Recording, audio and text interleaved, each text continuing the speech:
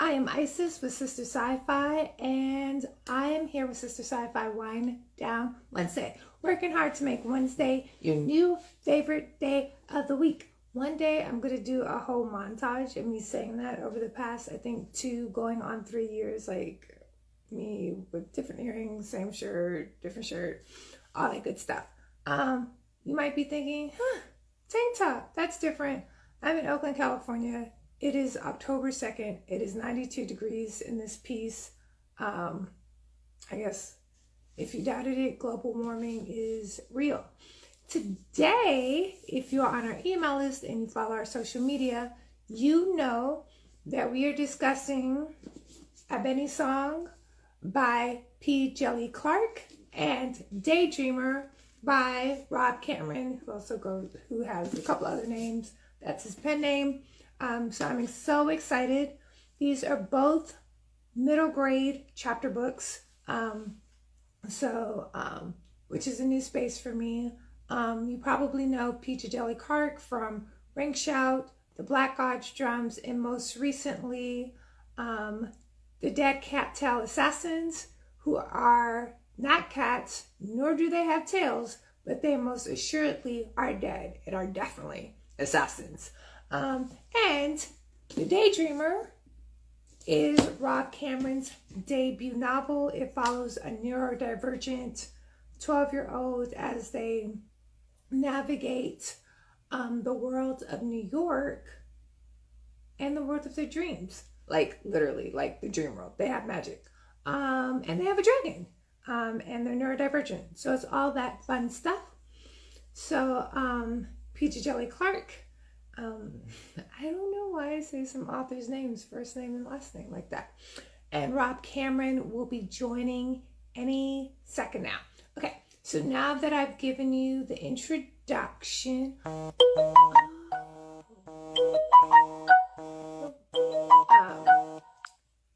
that was Rob calling me. So let me go ahead and invite him.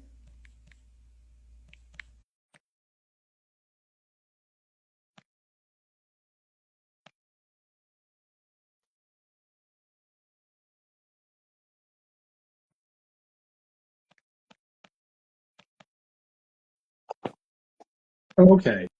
Hey, how are you? I was like, oh, my instructions were clear, so I apologize about that. Okay. Oh, hi. Nice to meet you. How are you doing? You know, it's so weird. The past couple of lives, I haven't been able to see um the author, and it's the same thing. So I don't know why that is, but Yeah. you're I fine. mean, the right way for me to do this would have been to do what? Because I was looking on the Instagram page, and until you sent me something just now, I didn't see a way to get on. Oh, so I think you have to start watching them. I don't know. Oh, and sometimes it can be delayed. So like there's a little circle that will say like live around the Sistah Scifi icon, and then you click on that, and then supposedly something happens. But you're here now, and that's what counts. Okay. Thank you for having me. I like your bookshelves. Nice choices. Thank you. I like them. Um, um, so all this time I've been putting comments on my laptop, and I was like, I wonder why I can't ping any comments. And that's because I'm on my laptop and not Oh, you don't. Oh, I thought you. Oh, so I can do this from the computer, or you just have both of them going. You have your phone going, and you have the laptop going. yeah, Gotcha. so I can go live. And I was like, why can't I pin stuff? And now I'm like realizing I can't pin stuff because that is not my account. Okay, so while we wait for Djeli, who will be Djèlí Clark, how are you feeling? Let's do a check-in. Today has been not a perfect day. I just went to a dentist and they told me some really bad news I didn't want to hear. But I mean, kids are happy. I don't hear my oldest daughter doing gymnastics upstairs, the boom, the boom, the boom, or the youngest daughter running down the steps, the boom, ba boom, ba boom. So it's kind of mellowing out into something better. Yeah, okay, so um not running down the stairs, Or falling. um or falling or doing gymnastics is a big win. Dentist appointments are always hard. Either you get a great one. My sister recently had an amazing dental appointment, and then she went down like she's like, I need to do all this stuff for my teeth, and I was like, I'm happy for you, and I can't be here. So the idea of a amazing dental appointment is like a unicorn to me. I have yet to have one. So it's like, good news, bad news. Good news is you're in a dentist's office. Bad news is you got to come back for more. Same. So when she said that, I was like, I'm going to deal with my jealousy later on, but I was definitely very jealous. I was like, I want a amazing dental appointment, but aspirations, hopes, and dreams. So yeah, yeah. So know that we're all in that boat with you. Let's. I'm checking with Fenderson and see. Because it says. So I sent the invite. They did say that they would be late. So I don't know if they're still navigating that, and I don't see any request. So yeah, let's do your introduction, and hey Tracy, and by the time you're done with your introduction, I know this will happen. Fenderson will be making a request to join. So again, we're here with Rob Cameron discussing Daydream. I feel very vulnerable in this moment. Discussing Daydreamer, which came earlier this year. Oh, it keeps saying that he's unable to join. Are you seeing messages? Yeah, it gives me like a little notification. So Federson, if you can try requesting to join, sometimes I have a little bit of luck with that.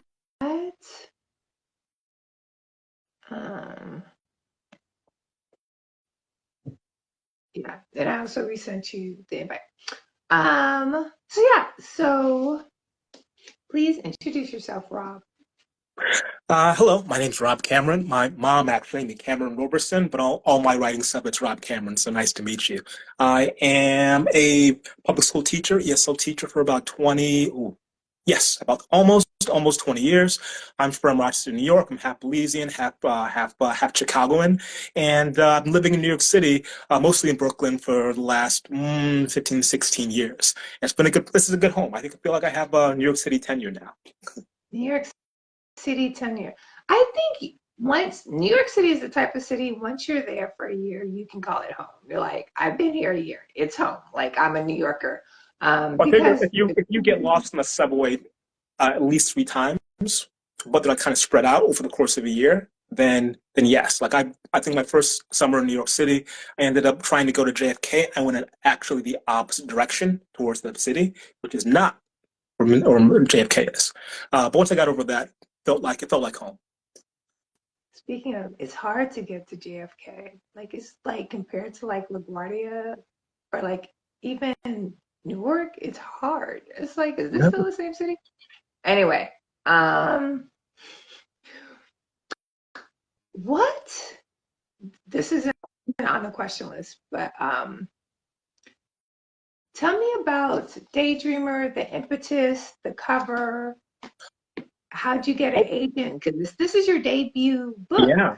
You've had stories published, but this is your debut novel.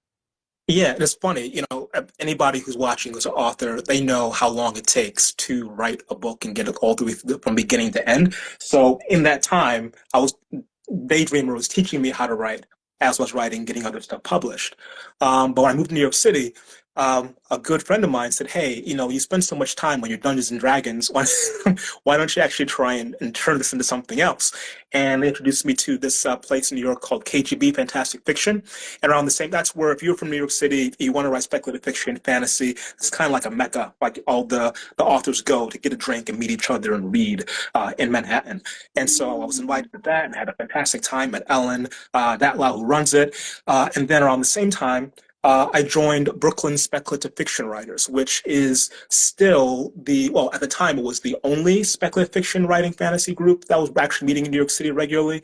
But then, like now, like what, 15 years later, we are the largest and most active, still working. As a matter of fact, that's where I met Fenderson. Fenderson also was BSFW. When he gets here, well, I'll wait when he gets here to tell the story. But then I started working on Daydreamer, which started off as a short story. And then the characters just kind of began to live with me. And I said, oh, no, this is definitely more than 5,000 words. And it's kept on going and going and going. And so over the course of, I want to say, 8-9 years, I put it through my writers group. And in that time, I found my agent, Barry, because of just, nose to the grindstone, doing that work, looking for agents and making connections to people like Fran Wild, who said, hey, I think my agent would like your book. And then we connected there, and he, in fact, did like the book. And then the whole process of finding an editor, Lisa Abrams, a Random House Labyrinth Press. They're always looking for books. It's a new imprint, and they're always looking for books that are doing something different, which are going to tell I don't say more important stories, but a little more serious stories. They try to hit a little closer to home and try to push some boundaries there. So Lisa Abrams was definitely the editor for me, and we got along fantastically. And so the book kind of was born of that process. And there's a whole lot of stuff I'm sure we'll talk about later on about my own life and, being a teacher and my degree in linguistics all kind of mixes together to become what is now Daydreamer. That was a whole lot of words. I love all of that. I love how you connected to community. I did not know about the Brooklyn Science Fiction and Fantasy Writers Association. Like, I'm like, the next time I'm in New York, I don't write, but I want to hang out with the cool kids. Oh, absolutely. So send me an invite. So I love that. I love how you found your agent, like a friend of a friend. Like, I'm used to like the whole querying process. Yay! I'm here. How you doing? What's up, man? Good. What's your video? What's that? I can't see your video. Oh, everyone else can see it. I got to share the video. Boom. No, I can see your video. Okay, good. Then it's working. Well, It's yeah. So like Instagram, there's some kind of weird thing going on. Hey, someone. People in the world can see all of us. Okay. Hey, Erica, how are you? Nice. Oh, I'm good. I'm also reading the comments. Y'all probably know Erica. They have probably reviewed some of your work for Publishers Weekly. Erica also lives in New York. Okay. Erica. So yeah, Erica Hardison. Yeah. Mm-hmm. Okay. Yeah. And Hi, Erica. yeah. Anyway, so yay. Rob just did. Rob, do you want me to call you Rob? Yeah, go for it. Yeah. Okay. Do. Rob just finished their self-introduction. So, Djèlí Clark, Fenderson. Yeah. What do you want me which of those? It's all a pen name. So, I mean, don't do the whole P to Jelly. That's too long. P Jelly. Jelly or Fenderson or Fen, whatever you want. It's not the parent name my parents gave me, so I'm fine. It's not my government name, so choose whichever one you want. That's fine. I'll go with Fen because that also makes me feel cool. So let's go. Okay, yeah, people like Fen. I think who started calling me that? I think it was like Daniel Jose Older. Started calling me Fen, and then I swear everybody after that was like Fen. So I like that because I'll be like, yeah, I was on live with Fen, and like people like, you don't know Fen like this. I'm like, I really don't, but me and Daniel call Djèlí Clark Fen. Anyway, so selfish. Should I be? Oh, I'm sorry. Did I get a question? I didn't hear. So, yeah. So if you feel comfortable doing a self-introduction for anybody who's reading the group, yeah. I'm sorry. your audio went in and out there first. So, hi guys. I'm Djeli Clark. The P stands for Fenderson, which was my grandfather's name, which is how I took that name. Nobody names their children old British names anymore like that, which is good. I'm a writer of speculative fiction. I've written several short stories as well as novellas, including The Black God's Drums, Ring Shout, and the novel A Master of Jinn. And I'm here to talk about middle grade stuff. My middle grade novel, which of course I don't have in front of me. Yeah, there it is. Abeni song, which was my foray into middle grade. So here's the plot twist. I wrote that before I wrote anything else that people have read with me that's been published in book form. So it's actually one of my older stories that my agent said, hey, let's do this other stuff first and let's come back to that. And I'm glad I did. And I'm working on book 2 right now. I'm in the final late pass copy edits of book 2 because it's a trilogy. Oh, yay! Yeah. So when I was reading that question, like, oh, what was the transition to middle grade? I was like, that is going to tell me he wrote this one first, and that's exactly what happened. It was the first one. It was like I always think back, like the time when I was the most avid reader was during those years, right? I was like in elementary going into middle school. And that was when, I'm reading, I don't know, Wrinkle in Time. I'm reading Beverly Clearly, The Mouse and the Motorcycle. I'm reading my Danny Duns for anybody from Asian people here who remember those books. And I'm sitting there under the covers. I'm reading my Judy Blume because, I'm trying to figure out girls. So I'm reading that stuff. And I'm like under the covers trying to read. I was just reading so much during that period that I wanted to write stories for kind of like for my younger self, right? A story that I would have found interesting that I couldn't find at that time. Which reminds me, of Cam's book, which I had the fortune of reading in WoW, right? That book would have been great for me, right? As during that awkward age where you're trying to find yourself, because Charlie's story is so much about, the daydreaming, that's me. That's me walking around like Charlie in Cam's book, just constantly daydreaming about things. So yeah, well, it's really funny you say that because I finished Abeni's song today. I'm thinking I'm always trying to get my daughter to get into geek mode with me because she's an avid reader. Yeah. But I want her to be that person, who's thick into at some point Lord of the Rings. We can get to it. Yeah. But she is West African, and this is like her. This would be something that she can dive right into. She'll get some of the context there as well. So this is, I think, going to be my first kind of inch towards, hey, pick up this book. I think you might like it. Just turn to the first page. I love that. You say your daughter's West African as if you're... Yeah, so she's for us in the house, it's my daughter. She's my stepdaughter though. So her family is from West Africa, from Burkina Faso. And so when I married her mom, I got the whole package. Yay. Yeah, Insta family. Yep. Level up. I love reading the comments while we do this, so there'll be some of me doing that. So one tweeters and planners says, I love the bluey shirt. So we're all here for the bluey shirt. That is girl twin girls, and it's right now it's all bluey. It's bluey. It was Peppa Pig before. Now it's bluey everything. So. Yes, was there panic in your house when everyone thought that that last season was the last season? No, they don't understand seasons yet. So just watch the thing. I want to see that bluey. What they understand is I want to see episode 30 from season 2. That's how they understand. They don't understand that there might be a time when their new ones would come out. There's so many short 7-minute episodes. They're good. Yeah. Let's keep them innocent now. We're not going to talk about seasons and cancellations and that kind of stuff. Yeah. No. Wait till there's 15. I get an obsession. My niece is deeply into the Diary of a Wimpy Kid, and she's like, oh my god, I can't wait for the next book. Anyway, so there is that one. Overcoming Mom Guilt says I had that one, referring to Abeni song, and loved it. So yay!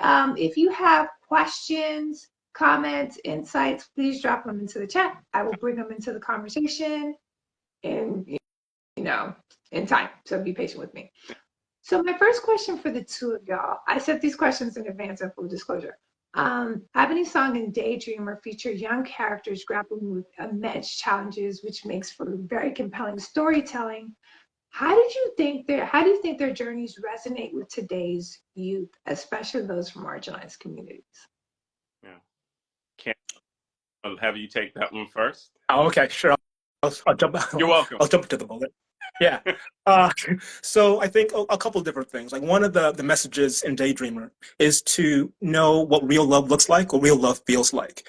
And that's one of the things you're dealing with. You're always dealing with the expectations of the parents and the adults around you.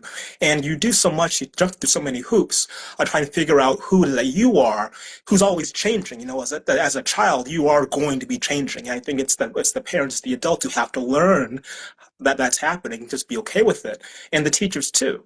And so, part of that process for Charles is knowing what he can let go of, what he needs to let go of, and find his own place without having to worry so much about the expectations of people who have their own stuff going on. And all the adult characters have their own things going on. The folklore characters and the parental characters, all of them do. And he has to find a place where he feels okay. And then also the people around him have to see him in a different light. And so that's a whole process for both the adults and for the kids, knowing who you're going to be, which is always a hard thing to do, particularly if you're someone who is, in this case, for Charles, kind of dyslexia, where everything feels extra difficult. The expectations that are put on him are extremely high, and there's no way to meet them without doing a little bit of damage to yourself. So he's learning how to get around that. He's learning how to be okay. And again, for the parents, the people around him to also give him the love and support that he needs. It's a learning process for everybody. So I hope that is something that comes across, that you will find your own place with love and support. It's going to happen. Yeah, and that's so true. I mean, not just of our younger people, but like for adults ourselves, like understanding ourselves, understanding that we change in our dynamics, and like kind of being able to understand our own boundaries so we can communicate that to those we love.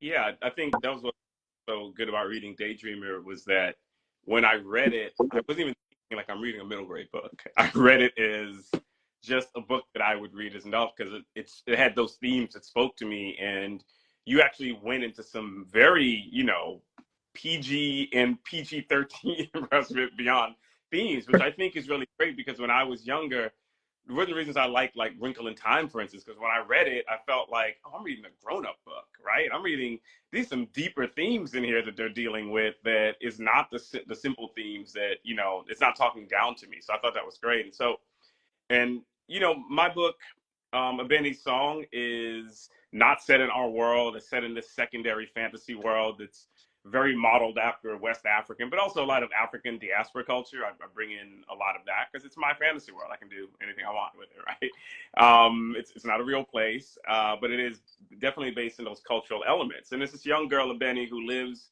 in this small village that nobody's ever heard of in the middle of this forest, and she's never heard of the outside world, and she could care less. And it's her birthday. That's the only thing that she's matters to her.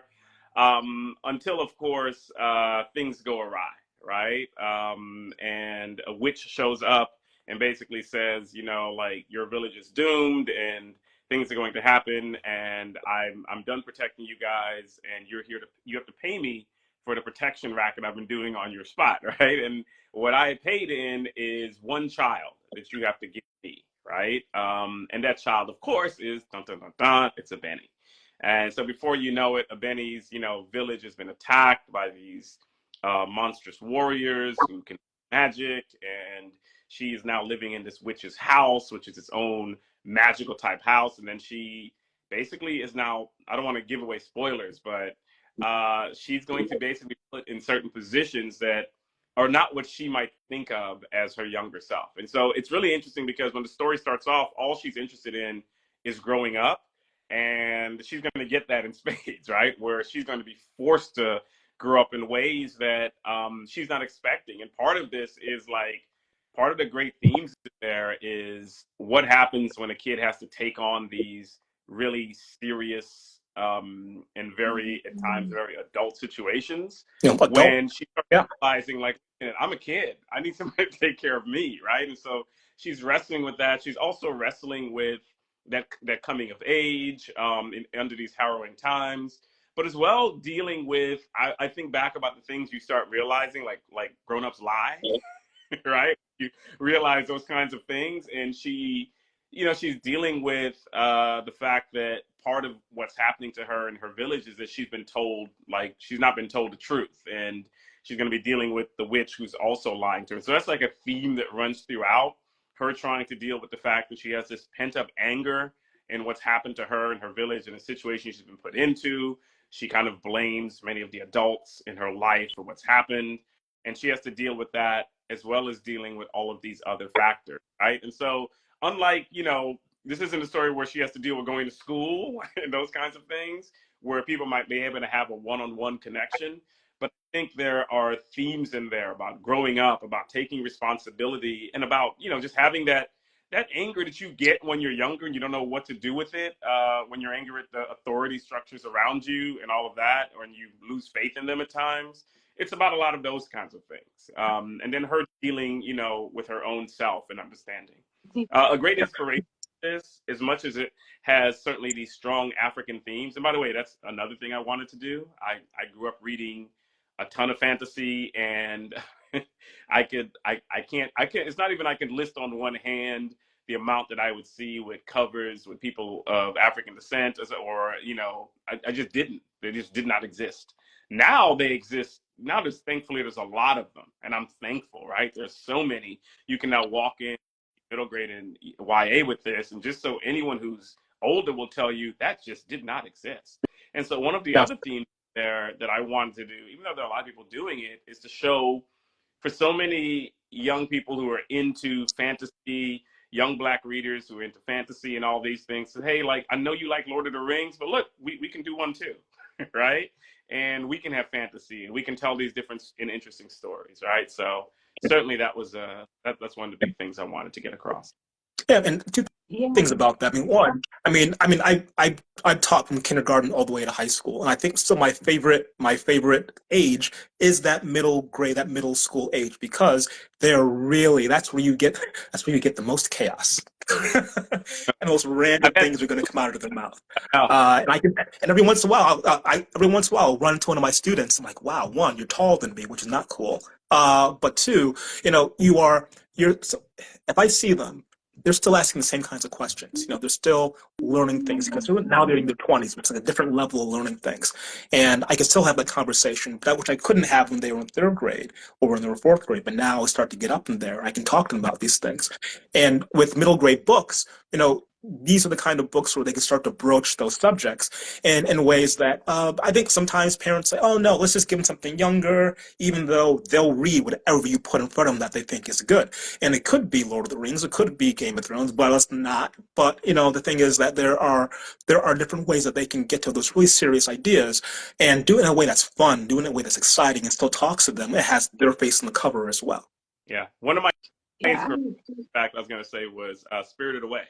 Right, the anime Spirited Away was like a big inspiration for this, and I love the story of a young girl who gets thrown into the spirit world, right, and then she has to deal with those kinds of things. And I just thought that would have spoken to me, my younger self, if I was that young when I'd watch that. Yeah. Oh, that's because when I read it, and for those of you who are like, "What's Spirited Away?" I'm dropping the link in the chat. Yeah. It felt like if you feel that, you can watch it. You can watch it for free. Subscription. West African, Alice in Wonderland. Yeah. Like, with the Wizard of Oz, I was here for it. I just want to read some of the comments. So, this is Muse Nice. I'm going to read this. It'll be good for my inner child. I 100% agree. I think I agree with everything that you both said about both books. And I think what I jack the most is that the antagonists are so nuanced that I felt like for a reader, it was deepening my sense of empathy, like for myself and for people who are maybe like, why did they do this? Why did they like white? And it's just like, oh, I mean, like, now that I have their story, now that I have a sense of their background, I can understand why they did this. And that was like a parallel experience in reading both the books. So thank you. Okay, second question, which we kind of dove into. So, Fen, as you were saying earlier, you've published Rings Out, you've published The Black God's Drums. Most recently, you've published The Dead Cattail Assassins. I guess. How was the transition from to publishing middle grade, or from starting in middle grade and then writing non-middle grade? Oh, yeah. So, like I said before, like I think I pointed out that I'd actually written this even before all of those things. And so this was when I was hungry and I was just writing and I had ideas. So I was all over the place. I was like writing horror, science fiction, fantasy, middle grade. I was writing whatever. You have that passion before you get contracts and they wear you down. Right? Back then, your imagination was just firing. And before I had children and, I had a ton of time on my hands. And so, for me, I suppose what I'll say is whenever I'm writing anything, I have to get into that world, that understanding. If I'm writing a Master of Jin, for instance, I can't go back and edit Ring Shout because the voice is so different. The themes are so different. The characters are so different. The world is different. And so what I tend to do is, like, if I have to do another thing, I'll be like, okay, I can't do that right now. I need to focus on this. And so for doing a Benny song, I just had to get into the mind state of, I'm writing a middle grade. What is this going to sound like? What kind of word choices?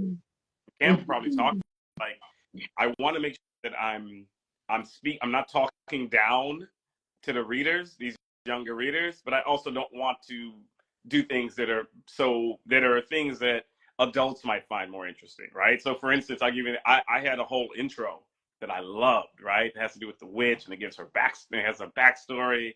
And I'll always remember my editor at Tor, with Starscape, this imprint tour that I'm with.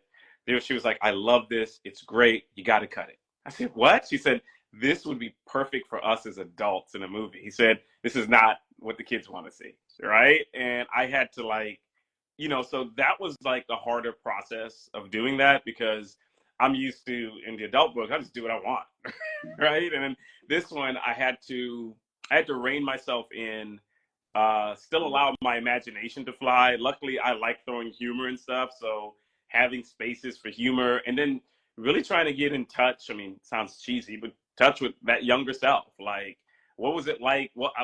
How was it making friends, right? Like, what was the hardness at times of making friends? Like, and Cam has it. How do you have characters and they have antagonists around them? So Benny meets these two spirit girls, and one of them is very friendly, and the other one is, kind of hard to get along with. that kind of person, right? And it's like, what was that like? How did I deal with that kind of stuff when I was younger? And so, yeah, those were the challenges, getting into that headspace in order to put this on the page. Yeah. Mm-hmm. I just want to make a quick announcement. So if you're joining, we are discussing Abeni song and Daydreamer with the authors. Also, if you click this little white button here, if you're enjoying this conversation, you can follow Sistah Scifi, Djèlí Clark, and Rob Cameron, Dragon of Brooklyn. Okay, awesome. So I just wanted to make that announcement before Rob, you answer. Rob, I have a question for you. So in our interview, I saw the video on your website. You state that you wrote Daydreamer as a love letter to your younger self, which I thought was such a beautiful sentiment. Can you elaborate more on that? Sure. So, full disclosure, I am narcoleptic and ADHD, and so those two things, which we did not know years ago, were connected. They are, and so one kind of bounce against the other. When I was in third grade, my third grade teacher, whose name is Miss Sargent, she worked really hard to try and get me classified as special ed, and it was maybe because I was the only black child in the class. I think in the grade actually at that point. And my mom had to work really, really hard for me to take tests and show that my IQ was high enough and I'm actually paying attention, even if it looks like my brain is elsewhere. My brain, I really was elsewhere. I mean, there'll be moments where a full 20 minutes would go by and it would feel like 5 seconds for me. And then they moved on. I'm like, what's going on? And so this was me at that point. And I remember when I was in 12th grade, I was taking AP courses, and I think on our first test in English, I got the highest score in the class. So one of my classmates, who I'd been with since third grade, he turned around and looked at me as if I had suddenly had three heads. And it was at that moment I realized he thought I was an idiot this entire time. And then going back and thinking about all the different ways that I felt different, I was different, and didn't quite catch on as to why. I was okay with it because I have supportive parents who were there, and also I can read, so that was my out. I was able to get out. But it took a while to get to that point and understand what that was. And then over the last, I want to, again, like over my many years teaching, I've had so many students who are classified as dyslexic or have something that's connected to it. And I see where those support structures aren't there. And I can see it sometimes at home at the parent-teacher conferences where the parents just don't get it. Or maybe the teachers just don't get it. And so trying to connect them and say, no, your kid, they're not disabled. They're just seeing the world in a different way. That was my story for years. But again, my mom saying, no, I know exactly who you are. So with that support, that love and affection, I can put the love that's there into the book, but I can also see, how it can go wrong. And I want to show both of those things at the same time, where you can have the support, but maybe it's just not enough. And still, as a child, you have to figure this stuff out on your own. So what are you going to do? Where are you going to find your solace, your power? For Charles, it's his imagination. For Charles, it's the stories that the dragon tells him. And that fills him up for a while, but at some point, everyone has to grow up and change. And then when you do change as a child, becoming something else, then you have to deal with these people who aren't quite ready for you to change. And of course, all the different consequences of the world that you live in. And the world that he lives in is one where, it's the 1980s. So there are things that are going on in the community, which are always going to be a problem for anybody, but particularly for him, it also becomes an issue. Yeah. And I loved watching Charles's journey.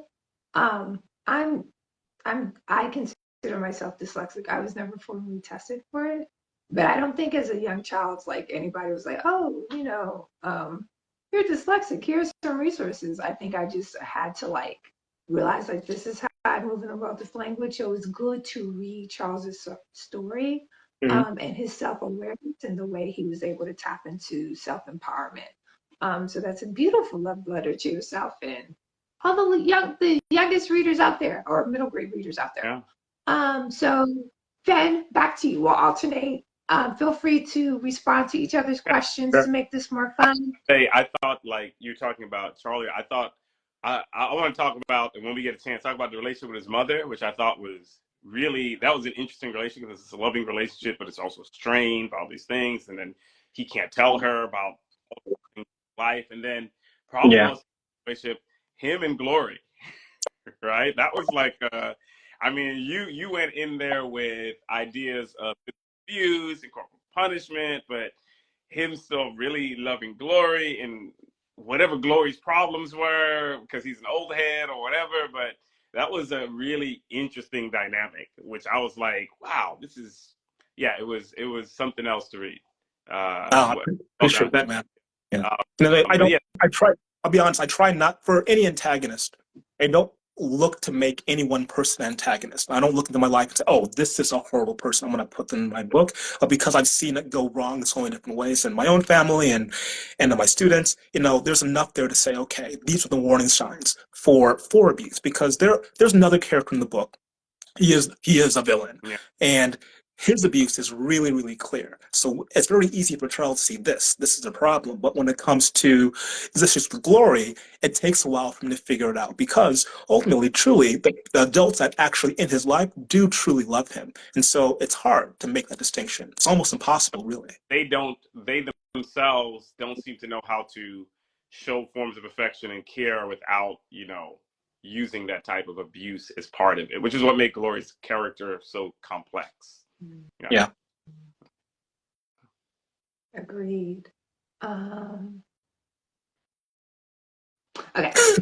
So next question. I was like, where am I in the question? My next question is, in Abeni's song, how did you so start off, it is fictional, not based off of a real place or history, but there are themes that feel familiar and reminiscent for those familiar with West African history, culture, and lore.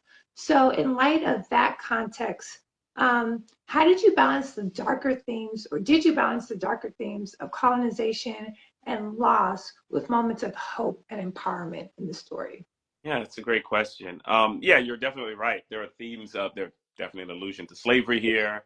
Uh, going there are themes. I don't want to give it away, but there are themes to child soldiers and things that are going on here. And so I wanted to talk about those things, but also intersperse them within this magical world. So there's also a giant mimic salamander, and that's a giant whimsical salamander that you can ride, and whatever he touches, if he touches wood, he becomes wooden, right? If he touches carpet, he'll become carpet. Grass, he gets grassy, right? So it was trying to balance those two, and it's always interesting, like, how do I tell these deeper themes that I want to go into, that I want the kids to get, that I want any reader to get, but I also want to make it fun, to show that this world is magical, right? And I call it my public enemy type thing. But I'm older enough that I used to listen to Public Enemy, and the reason that Flavor Flav was there is because Chuck was so heavy that Flavor Flav you that light balance, right? So whether it was Ring Shout or what have you, like, in the middle of talking about the Klan and Ring Shout, I have them in a juke joint, because I like to show that the world is all of those complex things, right? While there are terrible things going on, there's also good. There's some good in the world, Mr. Frodo. There's also some good going on around them. So yeah, I tried to have that balance, so that it doesn't overwhelm people. I don't want people to come away depressed. I want this to be a story about triumph. Even if there's tragedy, I want people to come off like, fight these things. And Abeni, Oh, sorry. Oh, no, I was going to say, Fenderson, I hope there are librarians and teachers watching who pick up Abeni's song, because a lot of times we're talking about social studies, it gets pushed aside, so it ends up being we talk about it during the English language arts. And so this would be a book you want to put down, read, and then now we're going to stop. We're going to talk about this. Now we're going to do some research on this. Now we're going to have a conversation about those things that are actually going on. This is the kind of book to do it, and do it well. Yeah. I really appreciate that. Thank you. Yeah, I'm like all the lessons learned they could do. But yeah, I'm not a teacher. I'm sure that there are librarians, teachers, and students that will advocate for this type of lesson planning in the classrooms watching. So I'm excited to see. I think my author site has a study guide that was put together, right? So there's even a guide on how to talk about some of these things, both the whimsical things. You can, have the kids, like I've done things where I visit the kids and I just have them imagine, the witch's Asha's house it looks like this small little little house, thatch roof. When you go inside, it's magically much larger, like a TARDIS or something. And there's rooms that you don't know where they're going to lead, right? You open up for one room and a bunch of water can come out, or snow or something, and the doors change. And so students had a great time imagining what was in those rooms, right? And so I had some students just try to think about, if I open up this room, like one of them was like, I can find my lost childhood. And I was like, well, you got a little meta. Right? And people were especially finding, like the rooms were just these things that they could, or places they can go to escape. And so it was interesting watching, pull from what I started and then adding their own, right, ideas of what the rooms could show. I was like, wow. No, I love that. Overcoming mom. Overcoming Mountain Built says, I write curriculum for kids in virtual schools. It can be tough to integrate these new dynamic texts into curriculum when you're not doing traditional brick and mortar schools. But Overcoming Mom Guilt, I know you got this. So yeah, you were saying, Rob? Oh no, we're just saying that what he was talking about, it's a role play. It's like a D&D role play. You get to write in, you just say, here's who I am. I'm a jaguar. I can turn to a jackal or turn whatever creature you want, and that gives you the whimsy. But also, as I was reading this, there are things in there that are definitely for the adults. So there's the kung fu. Yeah. I was like, all right, I know what he's watching. Yeah. Notice that, yeah. I was like but yes, the training, yes. Training montage. And if you're like, what are they talking about? we have an answer for that. You can read the book. The Yeah. audiobooks are amazing. They're fire. They're available on Libro FM. They're available at Libby. And I think we have posts about Sistah Sci-Fi. I have posts about that if you want to listen to a sample. And if you're on the Sistah Sci-Fi email list, I'll find the reading guide and include that in the next email blast, which will go out hopefully tomorrow. Okay. Charles, who is like the daydreamer, and we kind of talked about this, is neurodivergent. What was the process for you with writing a character? And I use the term disability, which Rob, I took your correction earlier, so let me know what term you prefer for me to use differently. Yeah, sure. So, I mean, the thing is that with the term disability, it has it has a heavier meaning. It has a legal definition, it has a medical definition, all these different things. Neurodivergence, it's still somewhat of a term of art.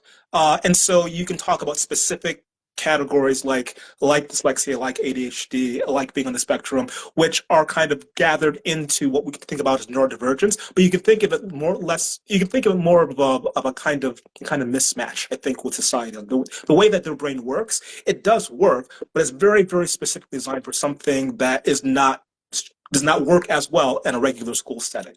You know, just when talking about language and dyslexia, my degree is in linguistics. So this is something that I've studied, particularly the neuro side, is that, you know, when we think about the written word, it is something that from language to language, it's different. And so you might get different kind of dyslexia. The whole idea of reading is an evolutionary technology. Most of us growing up, well, humans didn't need to read for a very long time. So this thing now that we are forced to do, that everyone has to do, it does create some barriers, which in some ways are necessary, particularly now that we have technologies that do allow you to get around some of the issues with dyslexia. But when I was writing about Charles, I was thinking about my students as well and seeing just kind of what makes them who they are. And it's not the dyslexia itself that makes them who they are. It's everything else. You know, this is one thing that creates pressures for them. They can't ignore it, but it's not the end all and be all of who they are. Charles is an artist. You know, Charles is just a really good son. Charles tries his best to be a really good friend.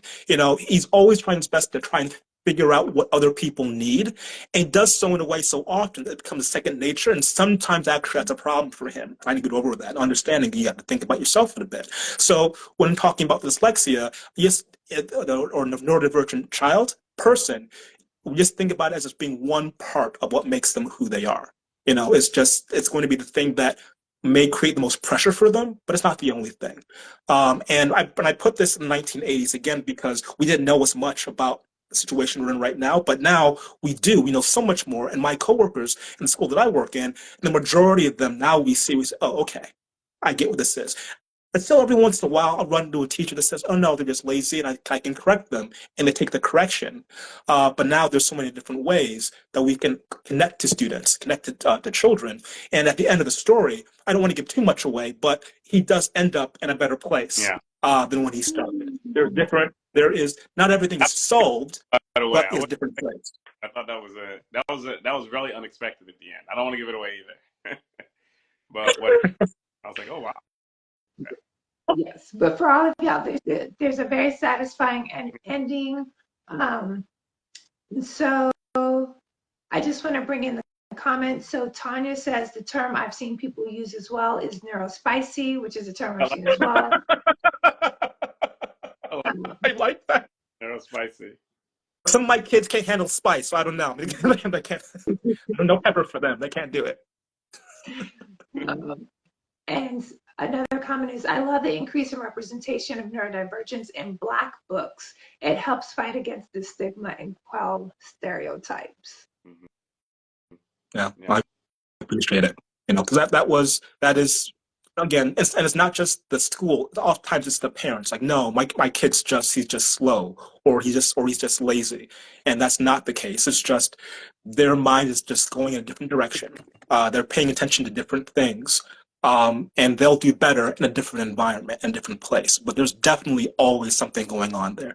I told a story. I had a child. This isn't even about dyslexia. Just how do you deal with stresses? I had a child who didn't speak English, and as I transitioned from one unit to the next, from math to from math to something else, she had her math book on her lap, and she had turned away from me, and she's teaching to an imaginary person in the classroom. And I'm calling her name, saying, "Hey, hey, we changed, we moved on," but she's into it. Her brain has just said, "No, no, I'm doing this right now," and it's okay.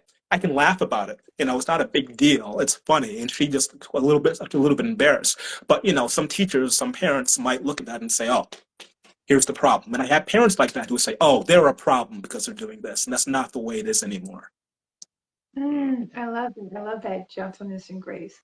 So I'll bring in another comment. So Overcoming Mom Guilt says, same. It's so beautiful to know that my son will be able to see himself in literature.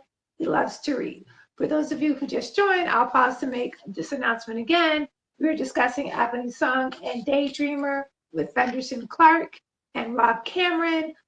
If you're not already following these accounts, you can click this little white arrow here and follow the accounts of everybody on the slide if you are enjoying the discussion and want to connect with us. Okay, Fan, you mentioned this earlier. So this Ebony Song is book 1 of a trilogy. Yeah. And book 2 comes out in 2025, which is scarily just around the corner. Yeah.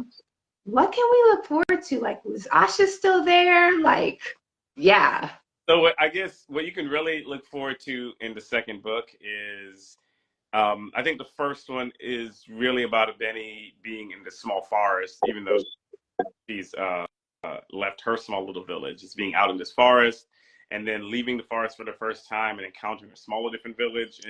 But this is a world, as I hint in here, of whole kingdoms and states. And basically, Abeni is about to be the country bumpkin come to town, right? She's about to be thrust into a much larger, she's going to realize how much bigger the world is. She's actually going to see cities for the first time. And the larger antagonist, the witch priest, and all of this, the witch priest has a daughter, a mortal daughter, who is sent to hunt down Abeni. And so we're going to also get different character perspectives, because we get this other character who's a little older, who is, been sent to hunt down Abeni and Asha and everyone. So it is a much broader, it's called Abeni and the Kingdom of Gold, as they come across this kingdom that's very much based on the Asante. If anybody knows, it's very much based on them. And I get to introduce gold spinning, which is, think of it like gold bending, where like you can turn gold into liquid and do what you want with it, in a sense. So think of it like if there's gold bending. I don't know if the airbender has a gold bending, but I got gold bending in here. And so I think I saw that. So kind of like Rumpelstiltskin-ish. Like the last airbender, where they can bend fire, earth, and water, but this is with gold, right? And so they can liquid. Are there hand symbols? No. So yeah. And they can make that, except they use more African rhythm. That's all to do it. But anyway, so there's going to be a lot. There are new antagonists, new monsters, and just the stakes are much higher, right? It's no longer the forest, but I'm now out into the world, and you realize that there's a war going on, right? And the dangers of that war. Yeah. Okay. I'm excited. Get a little deeper. Rob, similar question for you. 2 parts. How have your students responded to Daydreamer? I'm sure that they've read it and loved it and devoured it, but how have you responded? It only came out August 6th, so they were on summer vacation. And yeah, so technically I'm not allowed to say, hey, here's my book to my students. But some of my co-teachers have bought the book, and then one of my co-teachers, he has it. He has like the cover, in his window, like so that kids walk by and say, "Oh, what's that?" I go, "Well, let me tell you about this." Actually, what's funny thing is my daughter, it's like the oldest one. She's like, "Well, Dad, am I getting a copy?" I was like, "Yeah, you're getting a copy." And I gave her one, and she came back and the next week and said, "So can I buy like 5 copies of my book so I can give them to your friends?" I'm like, "Well, it'd be great. So if you talk with their parents, maybe they buy the book. You can give it to them. But yeah, so my mom, I think she's reading it because I'm her dad. Because definitely, like usually, like sometimes we read the same books. Usually, it's like the graphic novels we read together. So I'm hoping that this gets her into start reading some more of the geek stuff like me. But well, we'll see. But she liked it so far. Yeah, my daughters have been reading since they're like 2 or 3, and Mhm. so they parents try to read Abeni. So I'm like, it's a little much for you right now. You just turned 6. Let's just give it a year Yeah, a little bit of time.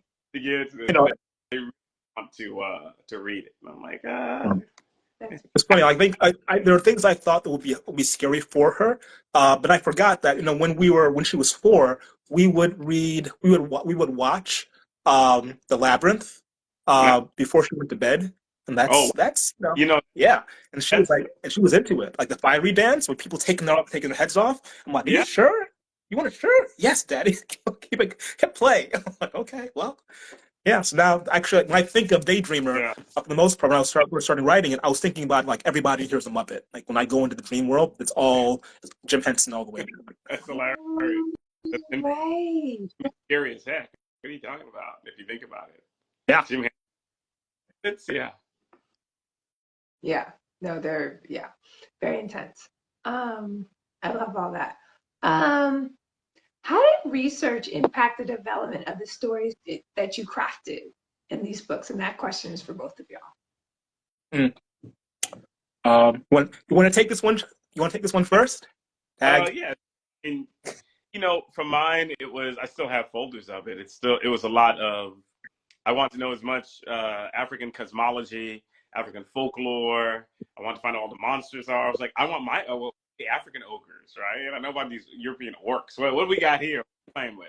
And so that was a lot of fun where I really I got to do what you're supposed to do in fantasy, right? Where you can take aspects of these culture and rethink them, right? So I have like the Bat Riders are based on an actual West African mythology, West African folklore, but I tweaked it to speak something else, right? Rather than the giant bat with claws that can grab you out of the tree, I made them people who actually ride these bats, and so yeah, it was the research was fun, right? That was probably the most fun in doing just doing a lot of research to figure stuff out, but also when you're doing a secondary world, one of the great things is that you can just create it. Right? And so, whereas, if I'm doing a story in my world and I have to figure out what year was this done in and like how fast can a car go in 1915? I don't have to do any of that for this. It's a full secondary world. I can just do what I want. So that was fun. What about Bush Babies? Is that based off of? I don't know why they were so compelling to me, but I was like, I love these Bush Yeah, the Babies. Bush baby thing is based off of like also a bit of folklore that I also tweaked. I like, the in here I make them like, where they can steal your body in a sense. They're like catchers. And so yeah, it was me finding the folklore and then saying, how can I incorporate this into this fantasy world? Like, I mean, like Tolkien did, right? Like he goes in and he finds elves and he says, okay, I'm not gonna make little cute elves. I'm gonna make these, otherworldly elves, and I'm not gonna make little goblins. I'm gonna give you full on monstrous orcs, right? So he goes in and he finds ways to take that folklore and then refashion it into like how we do modern fantasy telling. And so I was doing a bit of that, but also trying to be respectful. Like, for instance, my book doesn't name gods. Like, if anyone noticed, I never name a god. I tend to talk about spirits more. I did that on purpose. Not that I have a problem when people do that. I love when people do and they bring in orishas or what have you, but I didn't want to, even though the names like are definitive, like Abeni, people are like, oh, you got that's an Igbo name, right? At the end of the day, though, I wanted to still create cultures that were definitely you understood that I'm not in Middle Earth, right? I'm not in Westeros. This is definitely an African type setting, but I also wanted to make it so that a lot of different people could engage it, right? So they didn't feel like when I'm reading this distinctly, from this certain cultural point because I see this cosmology mentioned. I wanted to open it up a bit. Though the second book, because I'm using the Ashanti as a definite thing, as people definitely see that. But even there, I tried to be really careful about how I did it, where even though that's what I'm pulling on, you okay, that's like he's using that as the inspiration, but it's something different, right? And so Yeah. No one's gonna come back and well actually you know, so oh, this is the way it's pronounced. It's I had somebody well actually me. They were like, you know, because you're mixing and matching all of these African cultures together, don't you think that's problematic? And I said, well, two things. One, African cultures often mix and match with themselves. So one thing is we have to break from is that people who lived in parts of West Africa were just sitting in their little enclaves and they weren't having trade networks and things. When the Portuguese arrive in West and Central Africa, they are bringing cultures from the Americas and it's intermingling. And I said, at the end of the day, I'm a product of the slave trade diaspora. So my very blood is an intermixture of various West and Central African cultures. And so, yeah, I got well, actually, but I got answers. yeah. Also, it's your book. So, yeah. I just want to say, hey, Ronaldo Anderson, thanks for joining. And that's it. Rob, your thoughts? oh, yeah. So I actually, since you gave us the documents in advance, so I kind of knew. If anybody's interested in some of these books, definitely take a look. So this is American folklore. So that means that's Black folklore, it's Irish folklore, all of it, all the people who came here. So this is one of my favorite books, Fairy. I definitely was reading this for a bit of research. Yeah. I'll post these on later on if you guys have not seen them before. I've had that book. That's one of my favorite books. When I used to I have artist sketches which are literally from that book. I can't believe that somebody else has fairies here. All right. Are you kidding? No, this is. I mean, some of it looks like Muppets. Like I know them. I know that when they were doing Labyrinth, they had to have been looking at this. There's no way they weren't looking at this and trying to create Labyrinth. It's just not possible. It's weird.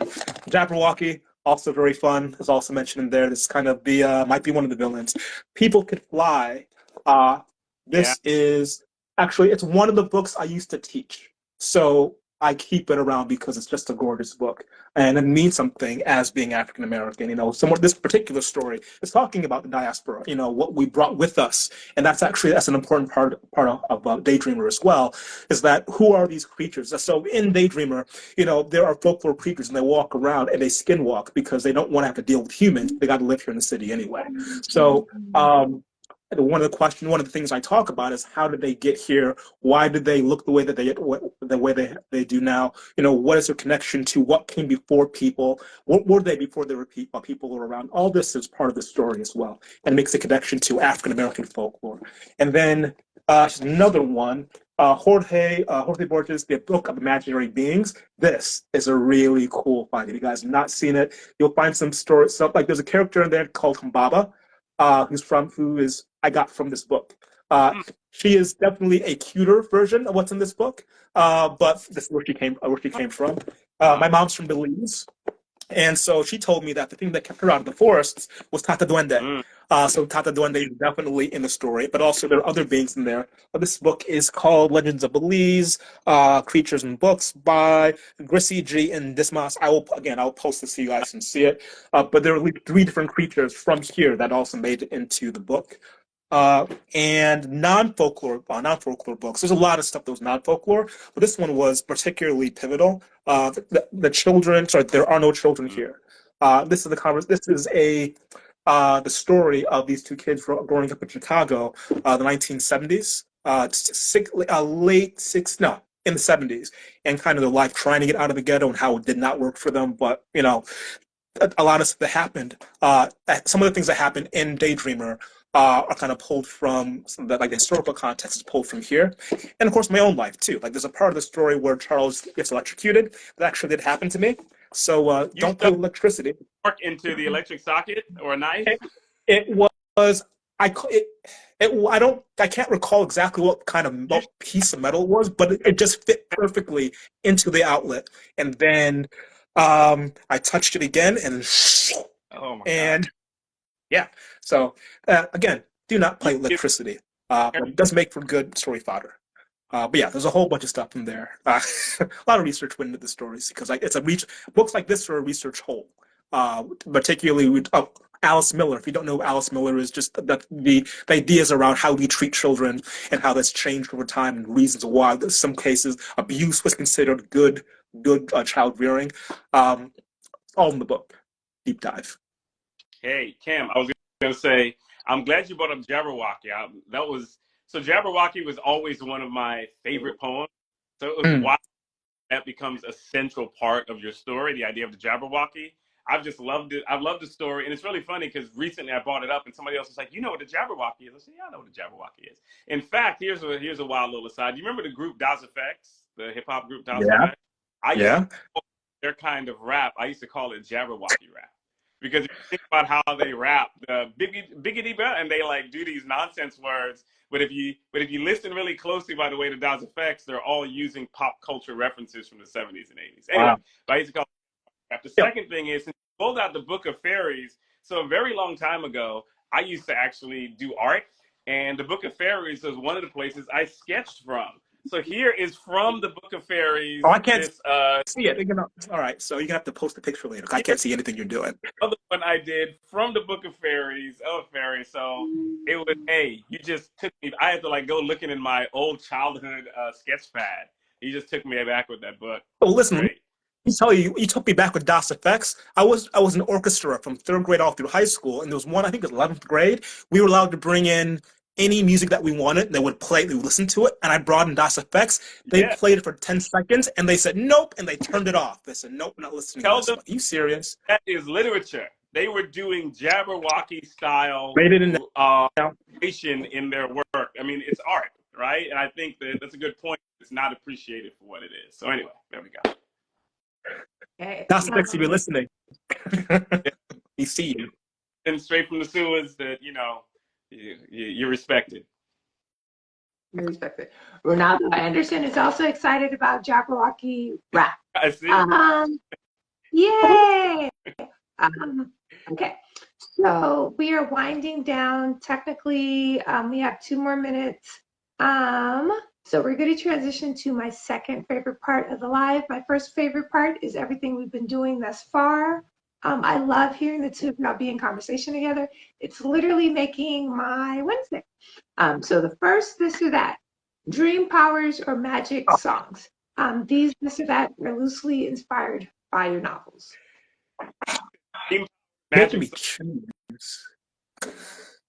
I'm gonna take. I have to take dream powers. I've always wanted to like walk people's dreams, as you know, in Abeni's song. One of the things there is that you can just walk people's dreams, and I always think that would be an interesting power. Though magic socks, I'm intrigued. I'm intrigued by magic socks. The thing is, okay, look, I would do singing, but I'm a horrible singer. Give me Give me karaoke and I'll tear it up. So listen, give me karaoke powers. Yes, magic karaoke powers, and I'll do it. But you only Wu-Tang Clan lyrics for your karaoke. You have to do every character.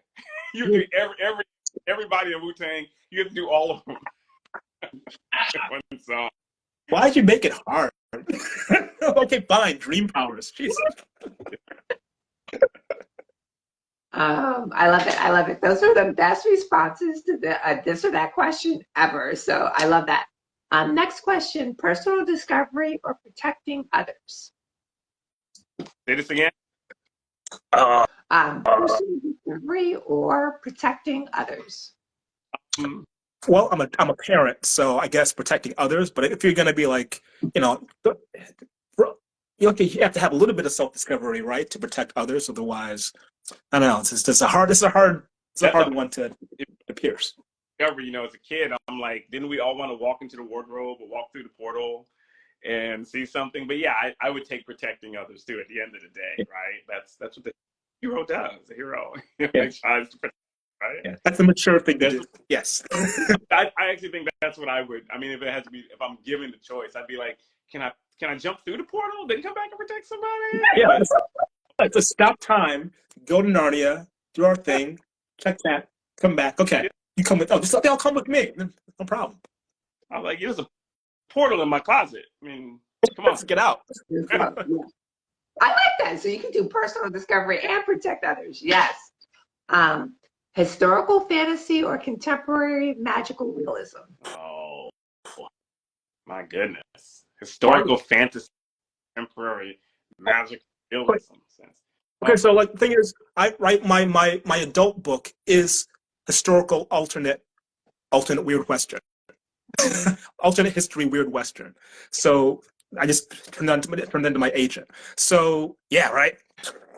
But this, I definitely want to get another book out of Daydreamer. It's supposed to be there's supposed to be a second book to it, a sequel.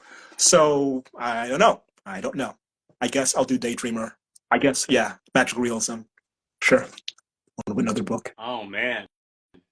Now I was like South American. You know, like, I'd have to say magical realism. I was like Ben O something. That's the magical realism is. I love magical realism, but I often call it's what the literati when they read some fantasy and they want to say they read fantasy. I think I read magical realism. I think that's the truest thing I've heard ever. It's like no, it was magical realism. I was like, there are witches and what are you talking about? Magical realism has to be like a touch of magic, like Beloved maybe has some magical realism, but there's a whole dragon in there, homie. You are in fantasy, Beloved, and that's where you are. You just need to accept it. No, for me, I'm gonna say historical fantasy the rest of the day. I'm just wondering how many people who say they finished 100 Years of Solitude actually finished 100 Years of Solitude. Say it again.